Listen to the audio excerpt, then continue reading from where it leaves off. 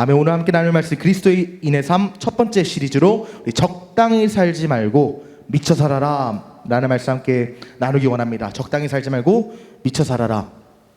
우리가 이번 주 어떤 주간이었습니까? 추석 주간이었죠. 추석을 맞이해가지고 여러 곳을 많이 다니셨을 거예요. 이제 먼 곳을 방문한 분도 계실 거고 비교적 멀지 않고 가까운 곳을 방문한 분도 있겠지만 대부분은 멀든 가깝든 평소에 만나지 못했던 가족 또는 친척 또는 친구가 될 수도 있겠지만 어쨌든 수많은 우리 지인들을 만나고 온 것으로 알고 있습니다. 저도 이번에 경북 예천에 가서 저희 외할머니, 외할아버지, 이모, 삼촌들을 만나고 왔어요. 경북 예천이 어디 있냐면 저기 경상북도의 안동 옆에 있어요. 문경 옆, 안동 옆. 문경과 안동 사이에 있는 게 예천인데 저도 예천 다녔습니다. 근데 이제 특별히 이번 말씀을 준비하면서 외가에서 말씀을 준비했거든요. 시골에서 말씀을 준비하는데 여러 가지 생각이 들었습니다. 왜 생각이 많이 들었는가 하니까 이 믿지 않는 가정과 믿는 가정의 그 명절 모습이 다른 것을 제가 이번에 명절 때 좀 많이 느꼈기 때문이에요. 우리 친척 가족들이 하나님의 은혜 가운데서 믿는 가정이라면 우리는 명절 때 우리의 본가 또는 외가, 친가, 우리 할머니, 할아버지, 삼촌, 이모 만나러 가서 예배 드리는 게 어색한 일이 아닙니다. 어색한 일이 아니고 오히려 할머니, 할아버지들이 우리한테 먼저 물어보고 건면하시죠. 교회는 잘 다니냐? 이렇게 물어보는 가정이 있는가 하면은 반대로 믿지 않는 가정에서는 어떻습니까? 사실 명절 때 완전 대판 싸우고 전쟁터죠. 왜? 가장 큰 원인 중에 하나가 제사 아니에요? 믿는 가정은 제사는 우상 숭배다 하고 하지 못하는데 믿지 않는 가정은 제사 안 하는 게 말이 되냐, 명절인데. 이러면서 이제 대판 싸움이라. 저희 외가도 믿는 집안이 아니에요. 저희 외가도 그 기독교랑은 거의 그냥 벽을 쌓은 집안이어가지고 그 믿음, 신앙 이런 거 얘기하면 안 되는 집안이에요. 제가 어느 정도로 우리 집안이 그 복음하고 담을 쌓은 가정인가 얘기를 하면 예전에 우리 이모나 할머니가 저한테 용돈 줄 때 저번에 밑에서 모임할 때 얘기했는데 꼭 했던 말이 뭔지 아세요? 용돈 주면서 무슨 말을 꼭 했냐면 야, 할머니가 이렇게 용돈 주는데 절대로 교회 헌금하면 안 된다. 절대로 11조 내지 마라 하고 용돈 줬을 정도로 반복음적인 집안이었어요. 저희 어머니가 신실하게 교회 다니는 것에 대해서 못마땅하게 여겼고 교회 다니는 것 자체를 이해하지 못하는 그런 분위기입니다. 근데 저는 사실 저희 가족뿐만이 아니라 이런 분위기 정도의 차이가 있을 뿐이지 사실 신앙 때문에 갈등하는 이런 가정이 갈등이 없는 가정보다 더 많다고 생각해요. 왜 그러냐? 우리가 지금 기독교 인구 전체를 보면 100% 기준으로 했을 때 한 15%에서 20%가 개신교예요. 그러면 나머지 80%는 일단 교회를 안 다닌다는 건데 이 80%랑 20%가 이제 가정에서 만나는 거니까 사실 20%끼리 모이는 게 더 많겠습니까? 20%랑 80%랑 뭉치는 게 많겠습니까? 후자가 많겠죠. 그래서 사실 명절 때 신앙으로 싸우고 신앙 때문에 핍박하고 또 신앙 때문에 핍박 당하는 가정이 상당히 많을 것이라고 생각해요. 특별히 요즘은 또 교회와 기독교에 대해서 안 좋은 이미지가 너무 사회에 뿌리 깊게 내렸기 때문에 더하면 더했지 덜하진 않을 것이라고 생각합니다. 이게 더 나가서 저는 어떤 표현까지 들었냐면 저희 외가에서 들은 표현은 아니지만 다른 사람이 들었다는 표현을 빌려서 하면 야, 서양 귀신 좀 그만 믿어라라고 하는 사람까지 있었어요. 야, 서양 귀신, 사막 잡신 좀 믿지 마라라고 말하는 불신자까지 있다는 거예요. 이 믿음의 영역과 불신의 영역이 충돌할 때 우리는 핍박당하고 어려움을 당한다는 거죠. 근데 비교적 온건하게 그 신앙을 핍박하는 가정에서는 어떻게 얘기를 하느냐? 좀 강하게 핍박하는 집안에서는 조롱도 하고 실질적인 불이익도 줄 수 있겠지만 온건하게 핍박하는 데서는 이렇게 얘기하더라고요. 야, 교회 다니는 거 내가 다 존중하는데 맹신하지 좀 마. 야, 교회 다니는 거 이해해. 네 자유지. 근데 적당히 좀 믿어. 광신도 마냥 교회 인생 좀 바치지 마. 제사 준비하는데 좀 손 좀 거들어야지. 너만 지금 일 안 하고 말이 돼? 이러면서 좀 온건하게 비교적 핍박하는 집안도 있어요. 교회 열심히 다니고 믿음 생활 잘하는 게 그들의 눈에는 광신으로 보이는 거예요. 근데 진짜 그게 광신일까? 맹신일까요? 가정뿐만 아니라 사실 세상 속에서 신실한 그리스도인이 교회 열심히 다니고 교회 봉사 열심히 하고 전도 열심히 하면 야 광신도다 이렇게 욕합니다. 그리고 요즘은 심지어 믿는 사람끼리도 그렇게 정죄하는 시대가 됐어요. 제가 증거해 볼까요? 여러분들 지하철이나 명동 이런 데 가서 빨간 십자가 들고 전도하는 분들 보고 어떤 생각 드세요? 물론 그분들이 가격한 면도 있습니다. 근데 우리도 은연중에 야 믿음 생활 왜 저렇게 하는 거야? 광신도야 광신도. 이런 생각하는 거 있지 않습니까?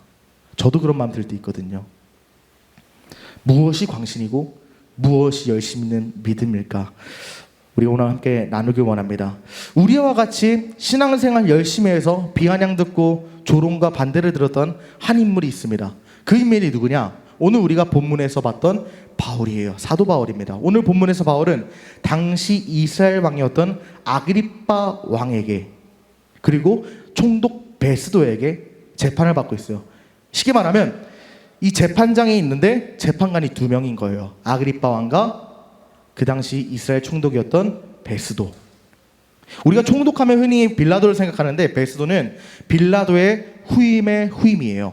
아그리빠 왕은 어떤 사람이냐? 우리 헤롯 왕 아시죠? 예수님 죽이려고 했던 왕. 그 왕의 손주가 아그리빠 왕이에요. 그러니까 헤롯의 후임이었던 아그리빠 왕과 빌라도의 후임의 후임이었던 베스도 총독. 그러니까 로마의 앞잡이와 로마에서 파견온 총독이 같이 재판을 하는 그 재판대 앞에 서 있는 겁니다. 근데 이 재판대에서 바울이 재판을 받고 있는데 어떤 말을 듣느냐? 이런 말을 들어요. 우리 보면 사도행전 26장 24절에 이렇게 나옵니다. 바울이 이같이 변명하매 베스도가 크게 소리내어 이르되 바울아 네가 미쳤도다. 네 많은 학문이 너를 미치게 한다. 크게 소리내요. 이게 성경에서 표현이 우리가 글로 보니까 약간 극적이지가 않은데 그냥 소리 지른 거예요. 야 이 미친놈아 이러고 소리 지른 겁니다. 베스도라는 사람이 사도 바울에게 야 네 많은 학문이 너를 미치게 한다. 다른 말로 이 학문은 복음을 뜻하는데 요즘 말로 좀 쉽게 풀어서 말하면 너가 요즘 예수 믿는다 하더니 완전히 돌았구나. 예수 믿더니 완전 미쳤네 하고 소리 지르며 조롱하고 비아냥거린 거예요. 이 베스도가 로마의 총독이었던 베스도가 지금 바울을 핍박하는 겁니다. 그렇다면 바울은 왜 이런 상황에 처하게 됐을까요? 왜 재판장에서 자기의 신앙을 비아냥거리는 것을 듣고 핍박받는 상황에 오게 됐을까? 그것을 알기 위해서 오늘 우리가 읽은 본문 사도행전 26장이죠. 좀 더 앞으로 가서 21장부터 좀 배경을 살펴봐야 되는데 21장을 보면 사도 바울이 예루살렘으로 가기 위해서 떠날 채비를 합니다. 이제 예루살렘을 가려고 짐을 싸고 뭐 옷도 챙기고 이러고 있는데 그때 당시에 바울 옆에 있던 교회 성도들이 성령의 감동과 계시를 받아서 하나님이 무엇인가를 알려주셨나 봐요. 어떤 방식으로 알려주셨는지 성경에 나오진 않지만 무엇인가 감동을 받아서 사도 바울에게 이렇게 말합니다. 사도 바울 선생님, 하나님이 알려주시길 지금 예루살렘에 들어가면 당신 잡혀서 결박당할 거라고 합니다. 그리고 결박당한 것도 모자라서 감옥에 들어가는 것도 모자라서 이후에 이 이스라엘 사람들이 당신을 이방인에게 넘겨줄 거라고 하시네요. 로마 제국으로 넘겨간다고 합니다. 고난을 받게 된다고 합니다. 예루살렘으로 들어가지 마십시오 하고 성도들이 얘기하는데 바울을 말리는데 바울의 반응이 어땠을까요? 야 너무 고맙다. 하마터면 죽을 뻔했네 하고 안 갔을까요? 만약 그랬다면 오늘 우리가 읽었던 성경은 존재하지 않았겠죠. 바울은 이렇게 말했습니다. 사도행전 21장 12절에서 15절까지 이렇게 말하는데 함께 읽겠습니다. 시작. 우리가 그 말을 듣고 그곳 사람들과 더불어 바울에게 예루살렘으로 올라가지 말라 권하니 바울이 대답하되 여러분이 어찌하여 울어서 왜 내가 가는 것 때문에 너희가 우느냐? 내 마음을 지금 상하게 하느냐? 나는 예루살렘으로 가기로 작정했는데 왜 니들이 울어가지고 내 마음을 아프게 하느냐?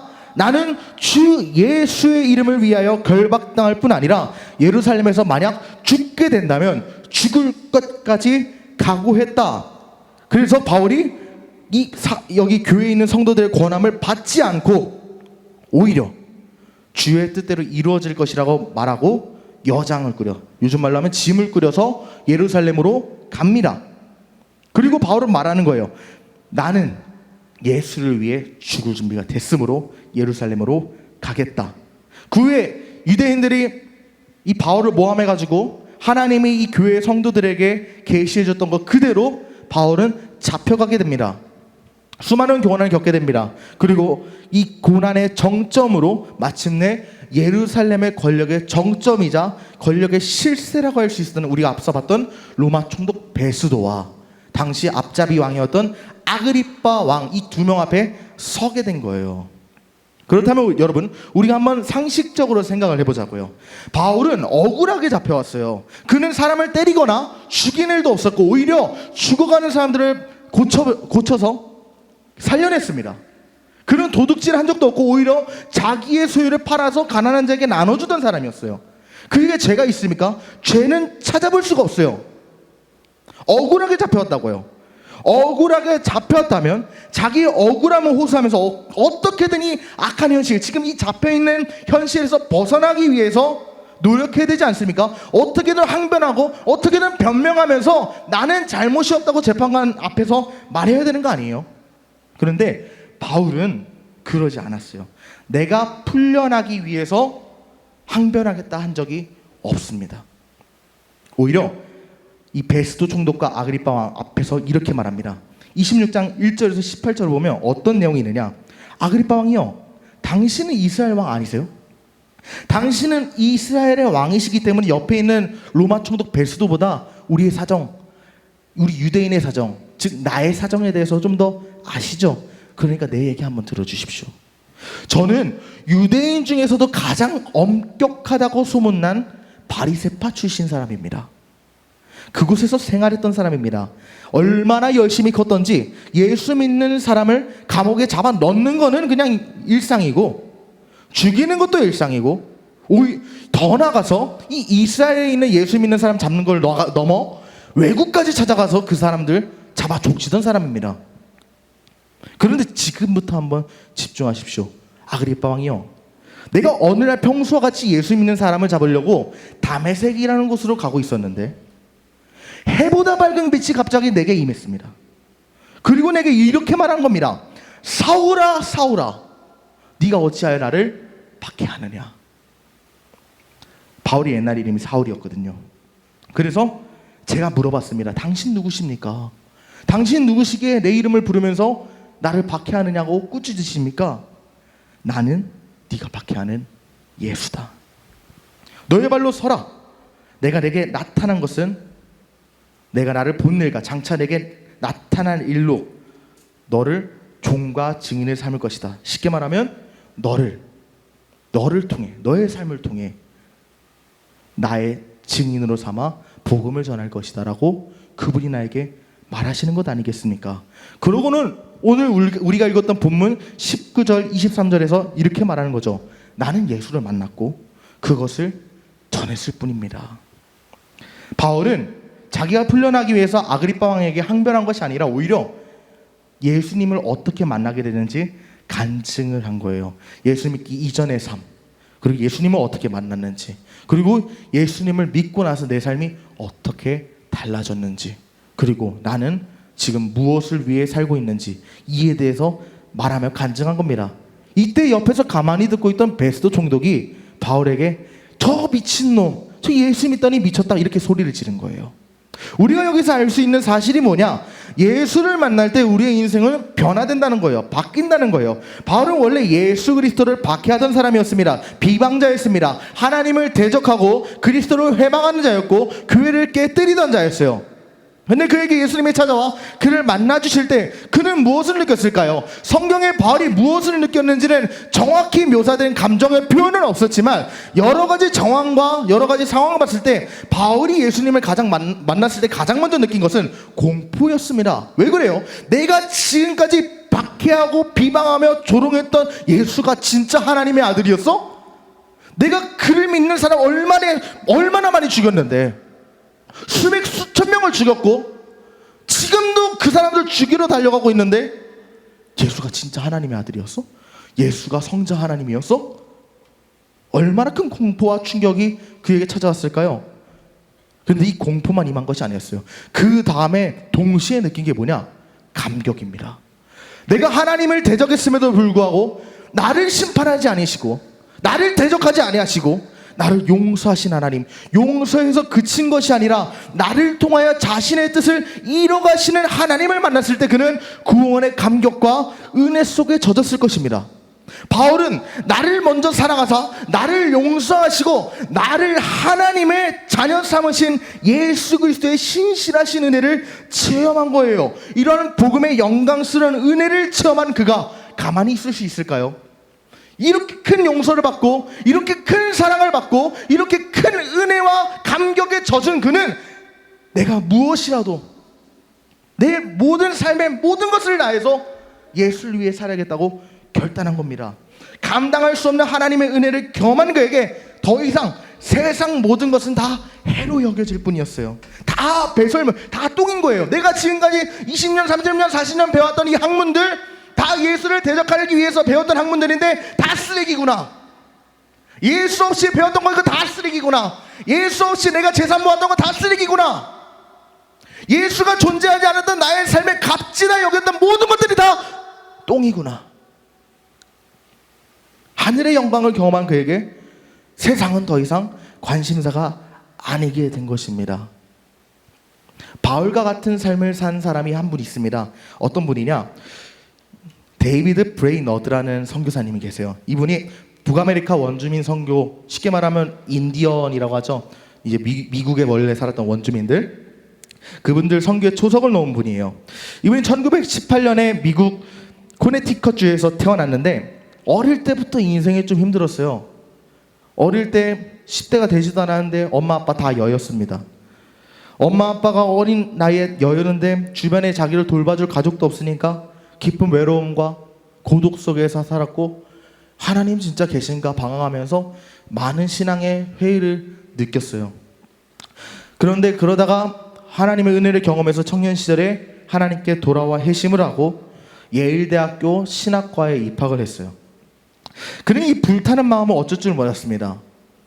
마치 사도 바울이 하나님을 대적하고 하나님을 버렸고 예수 그리스도를 조롱했음에도 불구하고 나를 용서하시고 나를 사랑하시고 나를 일꾼 삼으셨다는 감격에 젖었던 것처럼 나도 부모도 없이 고독하게 아무도 나를 걷어주지 않는다고 생각하는 외로운 인생이었고 하나님 원망하면서 하나님 버렸는데 그럼에도 불구하고 하나님 나를 한 번도 떠나지 아니하시고 사랑하셨구나. 내가 하나님 위해 일해야겠다는 그 불타는 감격 속에서 살아가지고 어떻게 하면 하나님께 헌신할 수 있을까 고민하다가 1742년에 목사 안수를 받고 이듬해에 미국 원주민 선교를 시작하게 됐다고 합니다. 선교활동 초기에는 매우 힘들었어요. 원주민들하고 언어도 달랐고 문화나 이런 것도 다 다르고 이 기독교적 사상과 이 원주민들의 샤머니즘 문화가 충돌하니까 거기서 오는 그 충돌에서 많은 고통을 느꼈다고 해요. 나아가서 이 브레이너드는 사람이 건강이 좋지도 못했어요. 어렸을 때부터 도움을 못 받으니까 결핵을 앓았는데 이 결핵이 치료가 안 되고 평생토록 몸에 달고 사는 병이었다고 합니다. 그런데 이 브레이너드는 급심한 이 고독과 우울증 그리고 이 결핵 등 모든 건강의 문제, 환경의 문제, 상황의 문제가 있었음에도 불구하고 끊임없이 하나님을 의지하면서 자신의 사역을 완수하길 원했어요. 그래서 자신의 일기에다가 자주 썼던 글이 무엇이냐? 나의 연약함 속에서 하나님은 강하게 일하신다. 나는 연약하지만 하나님의 일은 강하게 역사된다라고 내용을 남겼으며 삶 속에서 역사하시는 하나님의 기적과 역사를 통해 믿음이 더 커지고 강해졌다고 합니다. 시간이 지나면서 이 브레이너드 선교사의 끈질긴 노력이 점차 결실을 맺게 됩니다. 뉴저지의 크로우족이라는 원주민들이 있는데 거기에서 복음 전파가 엄청 성공적으로 일어나서 많은 원주민들이 예수님께 돌아오고 회심하는 역사가 일어났어요. 그런 원주민들과 깊은 관계를 맺으면서 그들에게 복음을 전파하는데 목숨을 다 걸었습니다. 그래서 하나님 나라를 확장했는데 갑자기 그에게 안타까운 일이 발생해요. 1747년에 선교 나온 지 약 4년 만에 그는 결핵으로 죽었어요. 사역 시작한 지 4년 만에 죽었어요. 제가 전도사 한 지 3년 됐거든요. 올해. 내년 되면 죽는 거예요. 4년 만에 죽은 거예요. 그의 나이 몇 살인지 아십니까? 29살에 죽었어요. 그가 죽은 이후에 그의 친구였던 절친이었던 신학자 유명한 목사님입니다. 조나단 에드워즈라는 목사님이 그가 아까 일기를 자주 썼다고 했잖아요. 그의 일기와 편지들을 다 모아서 책으로 편집해서 데이비드 브레이드너드의 생애와 일기라는 책으로 출판을 했는데 이 책과 그의 헌신적인 삶이 후대에 전파되면서 많은 선교사들에게 영향을 끼치게 됩니다. 인도의 선교의 문을 열었던 윌리엄 캐리도 이 책을 보고 도전받아서 인도의 선교의 문을 열었고요. 페르시아 선교의 아버지 같은 역할을 하신 이 헨리 마틴이라는 선교사님도 이 브레이너드의 삶을 통해 감화받아가지고 선교를 떠났어요. 특별히 이 브레이너드의 삶의 은혜와 도전을 받고 선교를 나선 또 다른 선교사가 있습니다. 그 이름은 짐 엘리엇이라는 선교사입니다. 이 짐 엘리엇은 어떤 사람이냐면 미국에서 가장 명문대 중에 명문대라고 손꼽히는 대학 중에 하나인 히튼 대학에서 수석으로 졸업한 사람이에요. 오늘날 우리로 말하면 뭐 연세대, 고려대 이런 데에서 수석이었어요. 수재 중에 수재였고요. 엘리트 중에 엘리트죠. 그런데 그가 에콰도르에 있는 아우카족이라는 부족의 이야기를 듣게 됩니다. 어느 날 그 부족에 대한 이야기를 들으면서 그곳에 가야겠다 결심을 해요. 근데 어떤 이야기를 들었었냐면 이 에콰도르에 있는 아우카족 마을에 가면 그곳에 들어간 선교사는 다 죽었다. 지금까지 4명이 갔는데 4명 다 죽었다. 내가 복음 없는 저 불모지에 가서 복음 전해야겠다 하고 결심하게 됩니다. 그래서 그는 무작정 아마존 정글로 들어가서 그 부족을 찾아 나섰는데 1956년 1월 8일 그는 드디어 부족들과 접촉하게 돼요. 어떻게 됐을까요? 복음을 효과적으로 전했기 때문에 제가 오늘 말을 할까요? 아니요. 1월 8일에 부족을 접촉했는데 부족이 짐 엘리엇 선교사를 만나자마자 도끼와 창으로 찔러서 죽였습니다. 그는 선교사라면서 복음 한 번도 못 전했고요. 선교사라면서 성경 한 권 건네지도 못했어요. 그는 그들의 얼굴 본 게 전부였고 보자마자 순교당했습니다. 그의 나이가 몇 살인지 아세요? 브레이너드 선교사와 동일하게 29살에 돌아가셨어요. 짐 엘리엇은 복음 한 번 전하지 못하고 죽게 됩니다.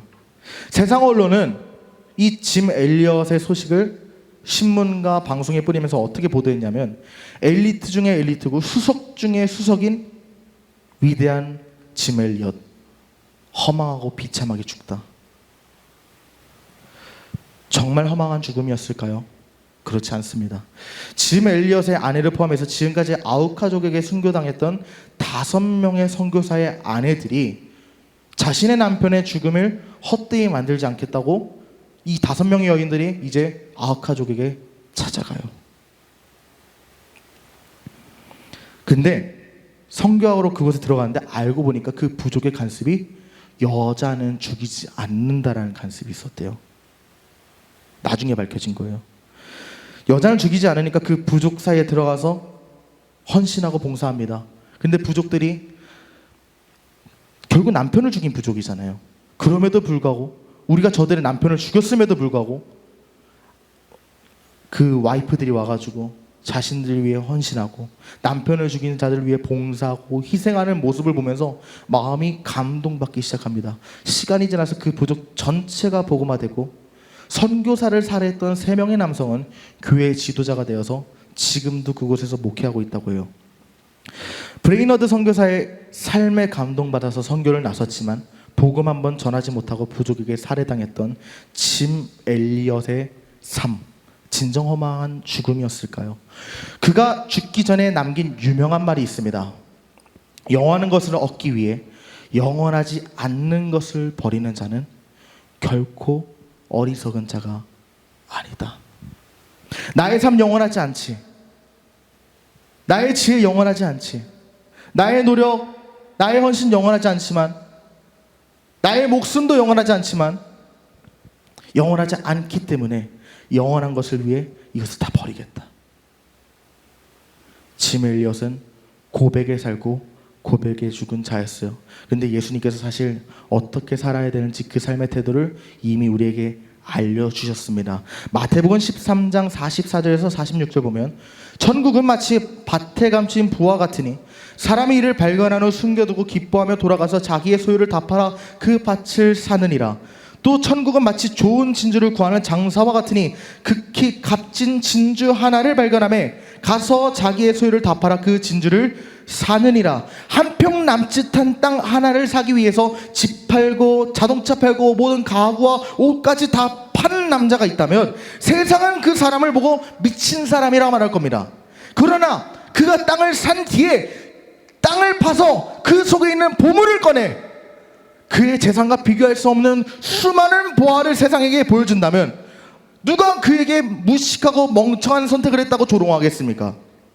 작은 진주 하나를 사기 위해 자신의 전 재산을 파는 보석상인을 보고 세상을 무모하다 어리석다 말하겠지만 알고 보니 그 진주가 세상 어디에도 없는 값진 진주, 엄청난 가치의 보석임이 드러난다면 어느 누가 그 상인 보고 멍청하다고 조롱하겠습니까?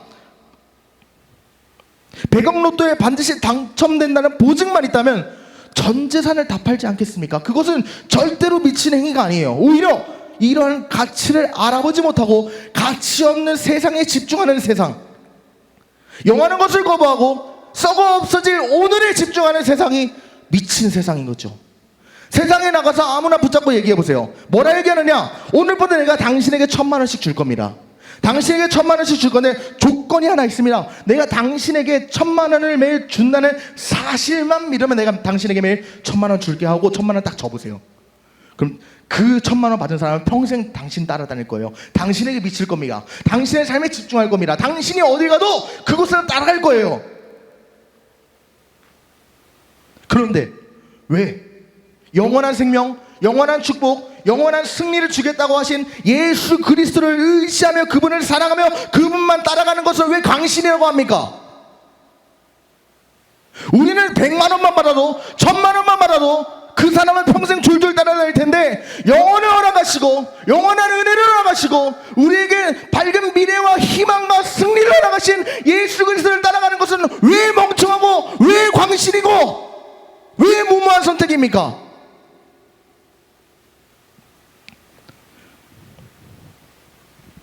이러한 면에서 우리가 봐야 되는 것이 있습니다.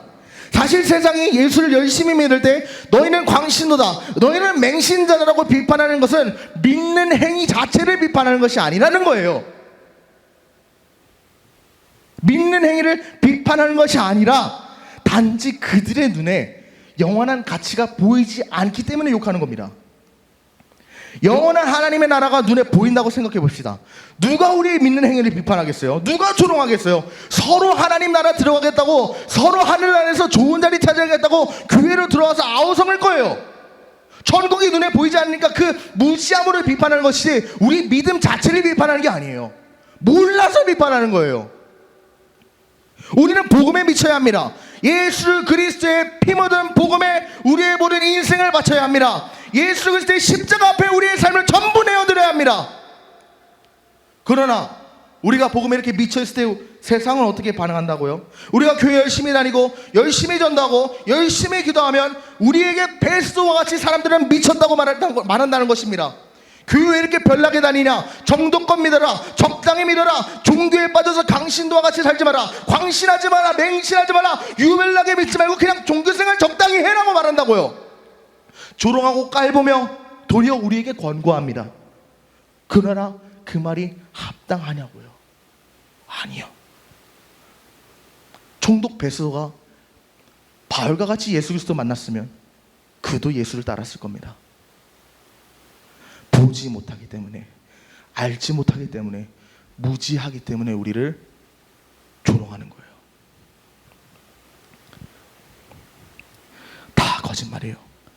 예수 열심히 믿는 거 강신이고 맹신이다 말하는 거 다 마귀가 주는 속삭임입니다. 왜 그렇습니까? 예수님께서는 계시록 3장 15절에서 16절까지 교회에게 다음과 같이 명령하세요. 내가 네 행위를 한다. 네가 차지도 않고 뜨겁지도 아니하도다. 내가 차든지 뜨겁든지 기를 내가 원하노라. 네가 이같이 미지근하여 뜨겁지도 않고 차지도 아니하니 내가 너를 입에서 토하여 버리리라. 차든지 뜨겁든지 하라. 믿을 것이면 제대로 믿고 믿지 않을 거면 믿지 마라. 적당히 어중간하게 교회 다니면서 말로만 신자라고 하는 너희, 전도하지 않는 너희, 헌신하지 않는 너희, 기도하지 않는 너희, 너희는 다 가짜다. 내가 너희를 모르겠다 말할 것이다. 너희 신앙은 거짓이다. 내가 너희를 토해버리겠다 말씀하시는 거예요. 사랑하는 여러분, 나를 영원한 사망에서 건지신 예수 그리스도를 만나는데 어떻게 내 심령이 뜨겁지 않을 수 있습니까? 내 인생의 모든 문제를 해결해 줄 수 있는 구원자를 만나는데 어찌 기뻐하지 않을 수 있어요? 버림받아 마땅한 미천한 나, 더러운 나, 날마다 실수투성이인 나를 먼저 사랑하시는 나, 하나님, 이런 사랑받을 수 없는 나를 사랑하사 나를 위해 자기 아들을 버리신 하나님, 그리고 그 아들 예수 그리스도를 보는데 어떻게 감격이 없습니까? 예수를 믿는다면서 구원에 대한 감격도 없고, 그리스도에 대한 애끓는 심정도 없고, 교회에 대한 사랑하는 마음도 없으면 그것은 신자도 아니요, 성도도 아니요, 더 나아가 구원받은 사람이라고 말할 수도 없습니다. 뜨겁게 믿으십시오. 그리스도의 십자가를 바라볼 때마다 끓는 마음이 있어야 합니다. 우리의 삶을 다 내어드리겠다는 신앙의 결단이 있어야 합니다. 목숨을 걸어야 합니다. 전도사, 목사, 선교사 이런 사람만 자기의 삶을 드리는 게 아니라 각자의 자리에서 내 삶을 통하여 하나님 영광 받으시고 기뻐하소서라는 결단이 필요하다는 거예요. 삶을 다 드려야 합니다. 근데 우리가 여기서 기억해야 되는 사실이 있습니다. 뜨겁게는 믿어야 되는데 얼마나 뜨겁게가 중요한 게 아니라 어떻게 뜨겁냐가 더 중요하다는 사실이에요. 열심히 신앙생활 해야 합니다. 그러나 기억하십시오. 얼마나 뜨거운 거는 중요하지 않아요. 어떻게 뜨겁냐가 중요해요. 다시 말해서 예수를 미친 듯이 믿어야 되는 건 맞는데 열심히 믿는다 해서 모두 제대로 믿는 것은 아니라는 거예요. 믿음은 크게 세 분류로 나눌 수 있습니다. 불신과 광신과 열심입니다. 불신은 믿지 않는 것이고, 광신은 믿긴 하는데 이상하게 믿는 것이고, 열심은 삶을 내어드리는 바울, 브레이드너 선교사, 짐 엘리엇 선교사 같은 삶이죠. 그런데 여러분 한번 생각해 보십시오. 불신을 알겠는데 이 광신과 열심의 차이가 뭘까요? 위대한 종교학자 칼빈은 참된 신앙의 열심과 광신을 구분하면서 그 기준을 말했습니다. 그 기준이 뭐냐? 이 둘의 중요한 차이는 하나님의 말씀에 대한 순종 여부에 있다고 말했어요. 쉽게 말하면 참된 신앙생활의 열심은 하나님의 말씀에 근거한 신앙생활을 합니다. 즉 하나님의 뜻을 따르고 그분의 명령에 순종하기 위해서 열심히 있는 삶이 바로 열심히 있는 신앙생활이라는 거예요. 이런 삶은 하나님께 영광을 돌리고 그리스도를 통해 받은 은혜에 감사하는 삶이에요. 반대로 광신은 어떤 삶이냐? 하나님의 계시된 이 말씀을 넘어서는 열심입니다. 이 신앙적 열정이 진리에서 벗어나 인간의 욕망이나 상상에 의해 의존되고 왜곡된 형태로 나타난다는 것이요. 근데 우리 삶에서 이런 경우가 상당히 많습니다. 무엇입니까? 나는 지금 하나님 말씀 보지도 않았으면서, 내가 하나님 느껴지지 않는다고 해서, 내가 지금 하나님 체험되지 않는다 해서 하나님 계시지 않는 것 같아, 하나님 안 믿어져, 하나님 나를 사랑하지 않는 것 같아, 체험과 경험이 없다고 해서 하나님 믿지 않는 거 다 광신이라는 거예요. 하나님의 말씀에 의존하여서 하나님이 나를 사랑한다는 사실을 믿어야 합니다. 하나님의 말씀을 의지해서 이 문제를 돌파해야 된다는 사실을 믿어야 합니다. 하나님의 말씀을 의지해서 그분은 편치 않고 나와 동행하신다는 사실을 믿어야 돼요. 하지만 그 말씀을 제외하고 내 삶의 경험과 체험과 강점과 느낌을 통해서 하나님 계시는 것 같아, 하나님께 열심히 드려야지, 이거 다 가짜라는 겁니다. 말씀 없는 열심은 가짜입니다. 여러분, 말씀 중심적인 삶 가운데서 열심 내어 사십시오. 내 감정에 따라 열심히 믿는 것, 하나님이 기도 응답해주면 잘 믿고 그러지 않으면 져버리는 것, 느낌에 따라 하나님을 신뢰하면서 어쩔 때는 뜨겁다가 어쩔 때는 차가워지는 것, 이거 다 열심이 아니라 광신이라는 거예요. 얼마나 뜨겁게 믿느냐 보기 전에 어떻게 나는 뜨거워지는가에 먼저 집중하십시오. 나는 주의 말씀 가운데 뜨거워집니까? 아니면 나에게 집중했을 때 뜨거워집니까? 사랑하는 여러분, 뜨겁게 믿으십시오. 동시에 하나님의 말씀으로 뜨겁게 믿으십시오. 말씀을 마무리하기 원합니다. 여러분, 오늘 우리는 바울이 겪었던 상황을 통해서, 그리고 브레인 너드 선교사와 짐 엘리엇 같은 헌신적인 선교사들의 삶을 통해서 우리가 어떤 믿음을 가지고 살아야 되는가에 대해서 잠깐 나눴어요. 세상은 우리가 예수 그리스도를 향해 뜨겁게 헌신할 때 너희는 미쳤다라고 말합니다. 너희는 미쳤어 이렇게 말해요.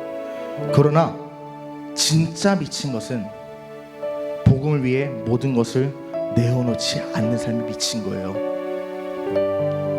바울은 자신의 억울함을 호소하기보다 자신이 만난 예수 그리스도를 전하는 데 초점 맞췄습니다.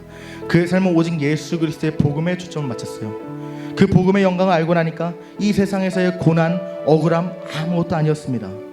우리가 복음을 향해 이와 같이 뜨거운 헌신과 열정을 가지면 주님 앞에 우리의 삶을 내어드릴 때 세상은 반드시 당신을 비웃게 될 것입니다. 반드시 당신을 조롱할 것이에요. 예수님, 보이지 않는 예수님께 너희는 왜 삶을 드리냐고 비아냥거릴 거예요. 하지만 세상은 우리를 비웃고 세상은 우리를 무시하고 세상은 우리를 버릴지라도 우리 하나님은 영원히 당신을 버리지 않으십니다. 영원한 생명으로 인도하실 겁니다.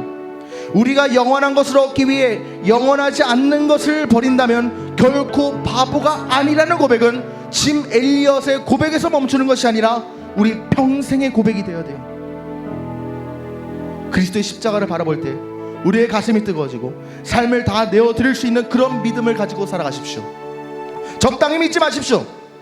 세상이 비웃고 조롱할지라도 오직 복음에 미친 자로서, 예수에 미친 자로서 주님을 향해 전심으로 달려가는 그리스도의 장성한 군사가 되십시오. 주님을 향한 열정을 갖고 믿음으로 살아갈 때 주님은 당신을 만나 주실 겁니다.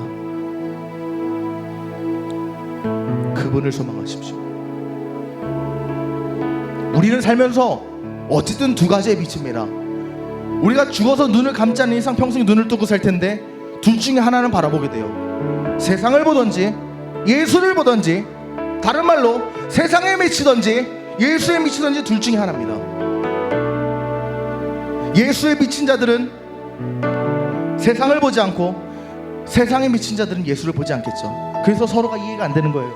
여러분 어떤 삶을 사시겠습니까? 예수에 미친 삶을 사십시오. 영원한 것을 위해서 영원하지 않는 것을 버리는 가치 있는 삶을 사십시오.